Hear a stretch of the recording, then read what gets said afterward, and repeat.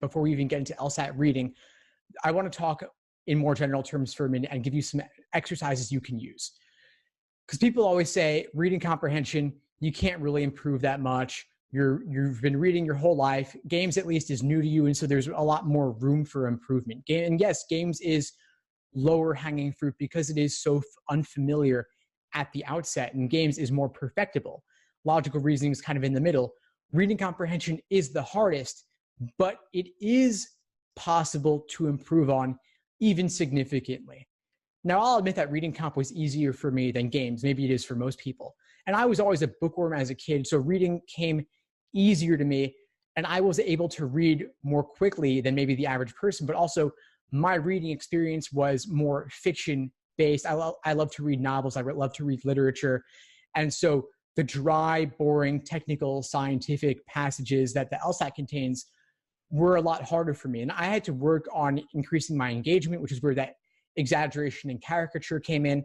And I also had to improve my focus so I could read more quickly. And so I have some tools for you here that can help you gain some familiarity with LSAT reading comp and increase your speed on reading comp at the same time.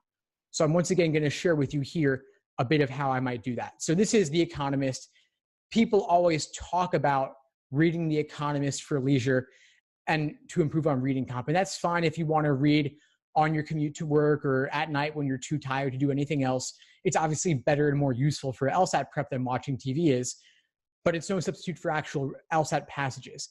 At the same time, though, where this can come in handy is to give you additional material and to give you a warm-up for what actual LSAT reading will be like, since it is, of course, drier than anything you might read for fun. So I'm taking this actual article from The Economist. I picked it at random, doesn't really matter, nothing special about it. It's on tech giants and regulation, so it has a tech angle to it. It also has a more legalistic policy angle to it as well. So what you do is you take your actual article from The Economist or Scientific American, whatever it may be, you take it, you copy paste it, and you put it into this site, which is Phrase Reader. I actually have I was doing a drill for myself earlier. So basically you take Phrase Reader, it's at phrasereader.com. You take your text from The Economist or the Scientific American, you copy paste it in, then you hit parse.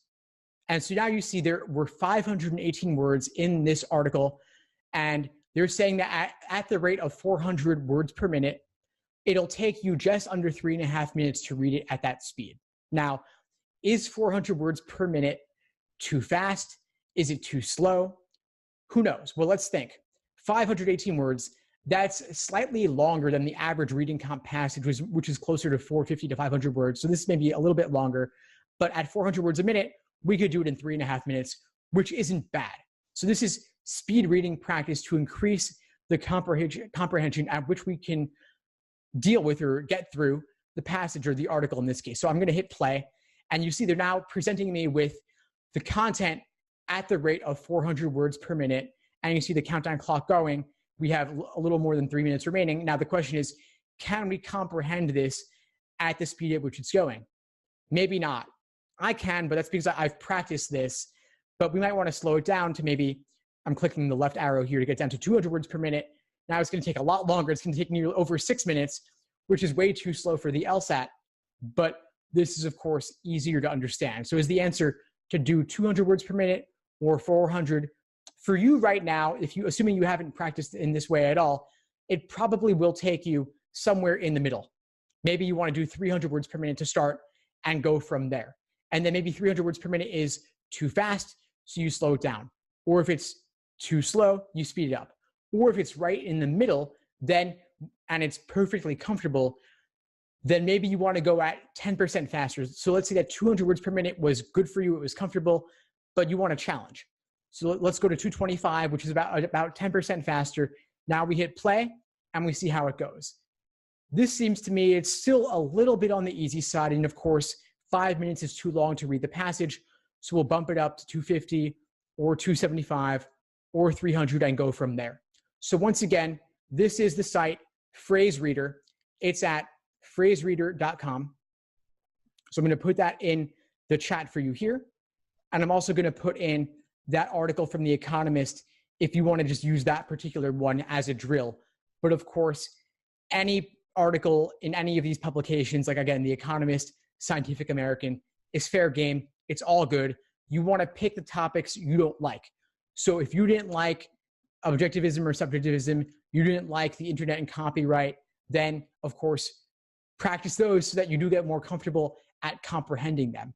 Now, PhraseReader is one such site to practice on. I think it's my favorite, honestly. There is another one that I would suggest, though, and that's an app called Spreeder. So this is Spreeder.com. You can see that they have all sorts of fancy features here. It's a little fancier than the other site, PhraseReader, but it has some additional functionalities, but maybe it's overkill for what you need. And you're seeing how now here they've taken an entire book, and it's going to take them 3 hours at whatever speed they're using, 700 words per minute, which is, I'll tell you, it's crazy fast. I couldn't read that fast. It's just that kind of an exercise for you there. One other tool is readspeeder.com. This is a free online course that will also help you improve your reading comprehension speed. Enormously useful. I'd recommend any of these.